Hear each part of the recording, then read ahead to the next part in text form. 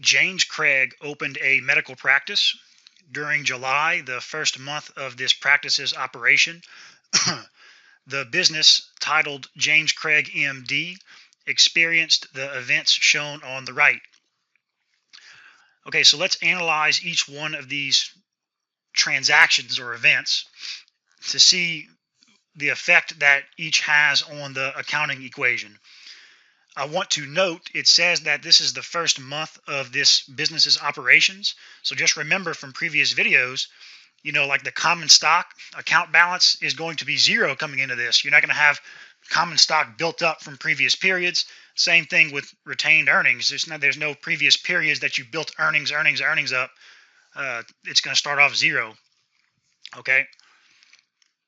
So on July 6th, Craig contributed $75,000 in the business by opening a bank account in the name of J. Craig MD. The corporation issued common stock to Craig. Okay, so what happens here is the business receives $75,000 cash. So that's an asset that comes into the business. So now all of a sudden, this business has a cash account that increases by $75,000. Okay, so there's your kind of physical asset. Well, now you have to put another entry into your accounting equation. Where did this cash come from? Did we borrow it? No. Did we generate revenue? And now we have cash that we got kind of from nowhere. We created equity? No. Craig, the owner, just put $75,000 in from his own bank account. Maybe friends gave him the money. I mean, who knows where it came from.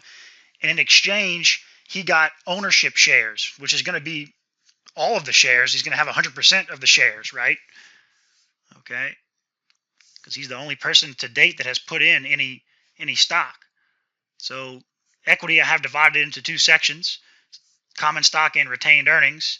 So this common stock section, you're going to have just a common stock account. So I'm just going to go ahead and leave this like it is. Common stock increased by $75,000. Common stock. Okay. On July 9th, paid $52,000 cash for land. Okay. So we received an asset. Okay. All of a sudden we get some land that we're going to use to run our business. So now we have a land account under assets that increases by $52,000. $52,000. Okay, where did this land come from? Where did we get the money to purchase this land? Did we borrow it? No. Did we generate earnings and then pay for it? No. Did someone give us the land in exchange for ownership shares? No. What we did was we used cash. Okay, so our cash account must have decreased. How much did it decrease by? 52,000. What's the new balance? 75,000 minus 52,000, 23,000. Okay, once again, as we're going, does our equation balance on each date? Well, the first date, yes, it does, because we just put $75,000 on each side of the equation. And then on July 9th, just now, we added $52,000 to assets and then subtracted $52,000 to assets. So nothing happened. Okay, so the equation balanced on both dates. July 12th, purchased medical supplies for $1,700 on account. So we received an asset that we're going to use, this tangible item that we're going to use to run our business. The asset was medical supplies. So let's write, we got medical supplies, $1,700 worth. Okay. All right. Where did this value come from? Did we borrow it? No. Did we, just going through the same process again. And when I say, did we create retained earnings? Did we generate revenue? Well, we generate that revenue, put that revenue into our cash account, and then use that cash to pay for the medical supplies. So, but we're going to use cash to pay for these supplies. Obviously, well, no, we're not. I'm sorry. We're going to, let's say we would use cash to pay for these medical supplies. That cash, you could kind of analyze your equation to say, hey, we're using that common stock money to pay for these supplies. So you can see where this contribution is kind of getting distributed amongst the assets. But I'm kind of going on a tangent there. It's irrelevant here. We're not going to use cash to pay for these supplies. We're going to purchase the supplies on account, meaning that we're going to create a liability, and which is we're going to promise to pay for these supplies later. Okay. On account means we create an accounts payable in our liabilities.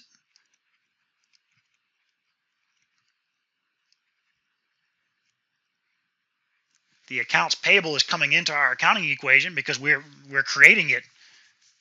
It's coming into our business. Our business now owes something. It's part of our business now. How much is the accounts payable? $1,700.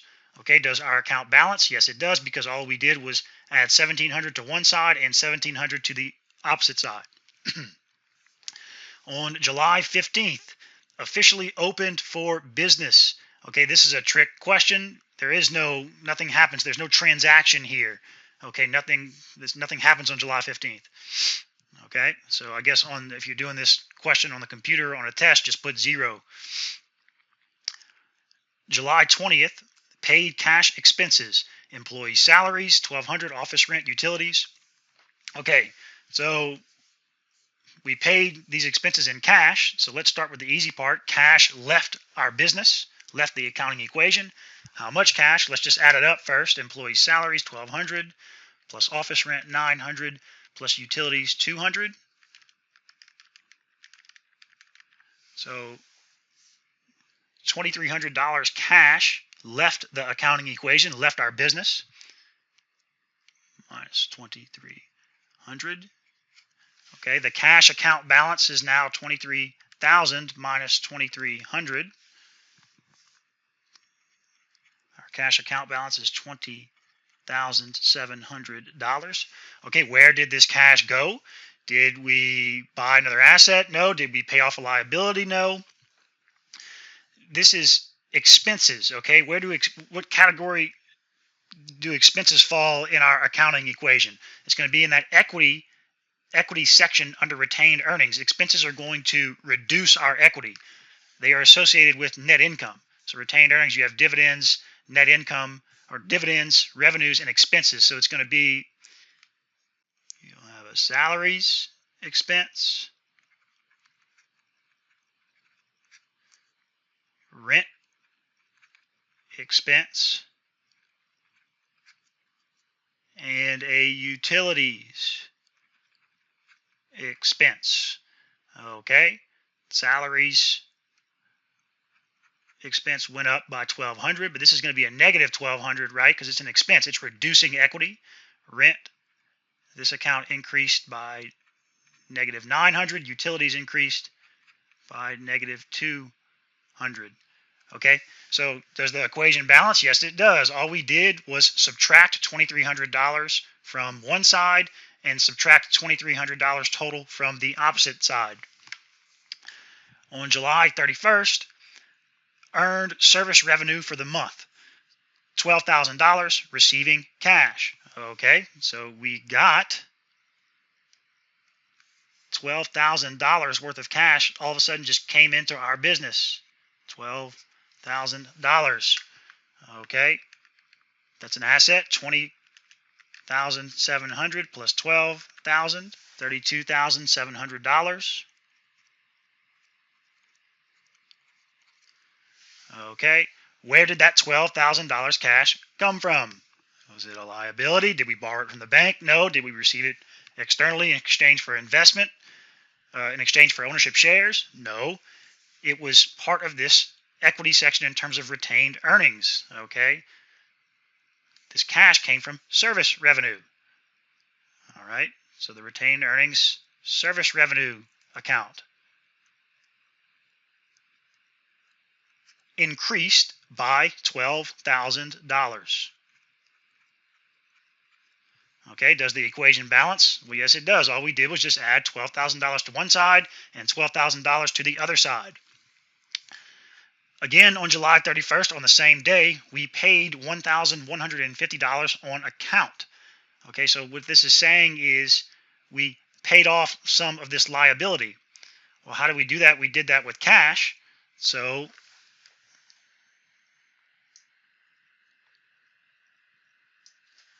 okay, so we took some of our cash, one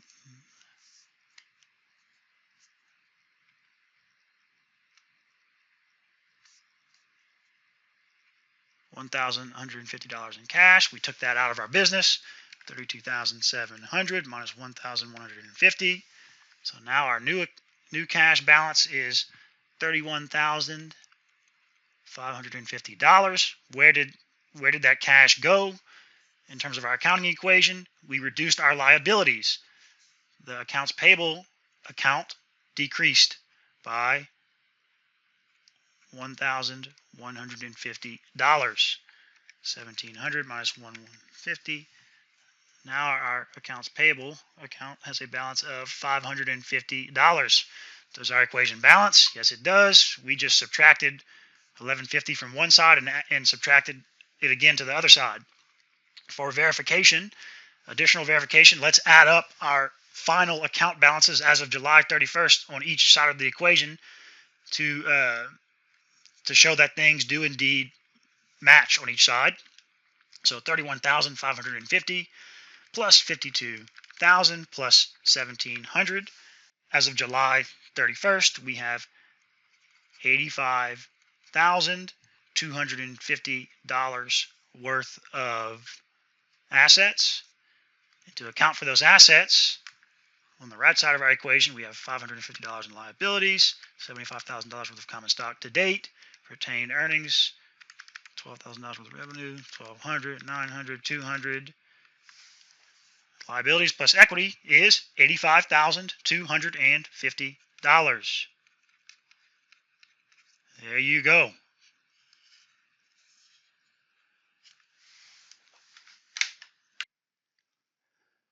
Okay, so here we're going to analyze transactions just like the previous problem, but it's a little bit different of a situation because we'll say that Rachel, Colleen, or Colin opened a business in August and ran her operations, recorded her transactions into the accounting equation, and at the end of August, these were the account balances. Okay, so then she ran her business through September, wrote down a bunch of transactions shown here. Now let's transfer these transactions into the accounting equation. So, okay, A, Rachel Cullen contributed $12,000 cash in exchange for common stock. So $12,000 cash came into the business. This asset came in. Okay. Now going into this point, the cash balance was already $2,600. So we're going to add this $12,000 to that $2,600. The new cash balance is $14,600. Okay, where did this cash come from? It was contributed to the business in exchange for ownership shares. So you could see, I mean, the more cash Rachel puts in, the larger percentage of this common stock that is contributed by Rachel, then the more she's entitled to all of these retained earnings in these assets, right? Because who else is going to be entitled to them but the common stock contributors and the liabilities? Okay, so $12,000 cash came in exchange for $12,000 worth of common stock. Going into September, the common stock balance was $15,600. So what we'll do is add that $12,000 to that. Now the common stock account balance is $27,600. Okay, the equation balances. We added $12,000 to both sides. B, performed service for a client and received cash of $800. So on this date, at this point, an asset of cash comes into the business, into our bank account, $800 worth, 14,600 plus 800. Our new cash balance is 15,400. Where did that cash come from? We didn't borrow it. No one gave it to us in exchange for shares. We performed a service. We ran our business. Our service revenue account went up. We had a lot of service revenue in August, so we're going to add our service revenue to the August balance. Okay, $800 worth of service revenue, $2,500 plus $800. So as of this point, we have $3,300 worth of service revenue. C, paid off the beginning balance of accounts payable. Okay, so at the beginning balance at the beginning of September, we had $4,000 worth of money owed. So it's saying we paid that off. Okay, so how do we pay that off? Did we give them land? No, I mean, you're just going to assume we paid it off with cash. So our cash account must have decreased by the balance of accounts payable, $4,000, $15,400. Our cash balance after this transaction is $11,400. Okay, where did that $4,000 go?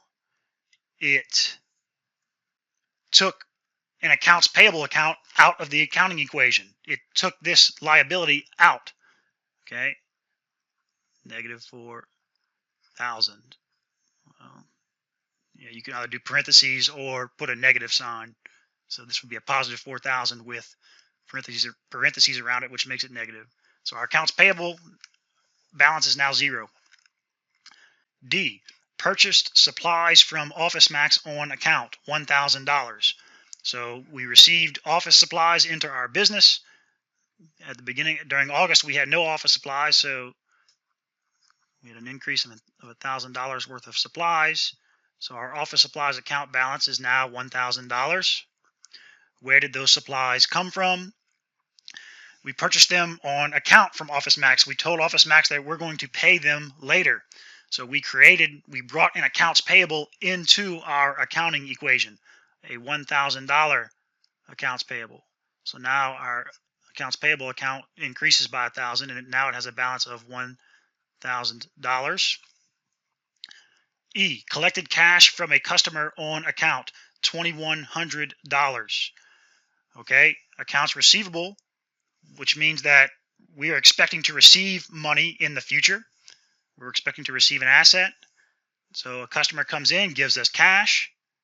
Our cash account at this point, on this date, increases by $2,100. So 11,400 plus 2,100 is $13,500. Okay, where did that come from? An accounts receivable paid this cash. Okay, so this accounts receivable decreases because it reduces it, right? This customer no longer owes this money. So negative 2,100. So 2,500 minus 2,100. The customer must have bought this in August. That's what created this balance in the first place. Okay, accounts receivable balance is now $400. We still are owed $400 from services provided in August. F, cash dividends of $1,400 were paid to stockholders. Okay, so cash left our business, $1,400 worth of cash. Okay, 13,500 minus 1,400. The cash account balance after this transaction is $12,100. Where did that cash go? It was to pay the owners of the company. We didn't pay off an accounts payable. It wasn't an expense. We didn't pay expenses. It was to pay the owners of the company. Well, where does that fall under? Retained earnings, dividends. Okay, there were no dividends in August. This was 0. So the dividends account increases by $1,400. We're not going to put a negative sign because you can see the negative is already accounted for here, which just means that as the dividends account increases, this negative sign is telling you that is decreasing your equity. Okay. So dividends account balance after this transaction, $1,400. G, consulted for a new band and billed the client for services rendered, $2,700. Okay, so we performed our service and we billed the client. which just means that now we have a promise to receive money. Okay, so that's an asset we have. We have an accounts receivable from this situation. Our accounts receivable account went up by $2,700. Okay, 2,700, 400 plus 2,700. We have a new account balance here of $3,100. We are owed $3,100 as of this point in time. Okay, where did this promise to receive money come from? Well, no one promised to give us money in exchange for some ownership shares later. We performed our service. We ran our business. Okay, service revenue. This account increased by $2,700. 3,300 plus 2,700. Service revenue account through August and this point in September is now has a balance of $6,000. H, recorded the following business expenses for the month. Paid office rent $1,200, paid advertising $300. So we did this in cash. So our cash account decreased because we paid our expenses. Decreased by $1,200 plus $300, $1,500. Negative $1,500. Our cash account balance is now $12,100 minus $1,500. $10,600. Okay, where did that money go? It went to our retained earnings account. It was decreasing our equity. It went to these expense accounts. Okay, so rent expense increased by $1,200. We don't need to put a negative. It already has this negative there for you. And advertising expense increased by $300.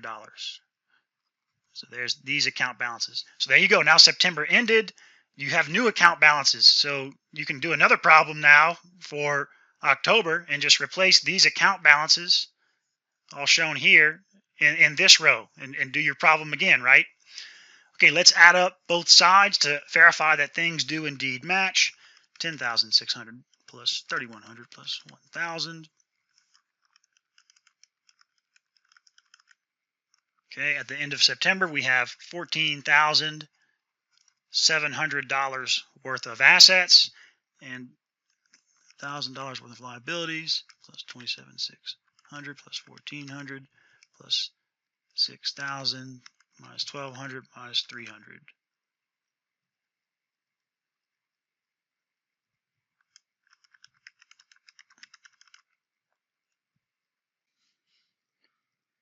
Okay, no, this 14,700 is wrong. I didn't add in this land here, and also I was adding dividends instead of subtracting it. So let's redo this.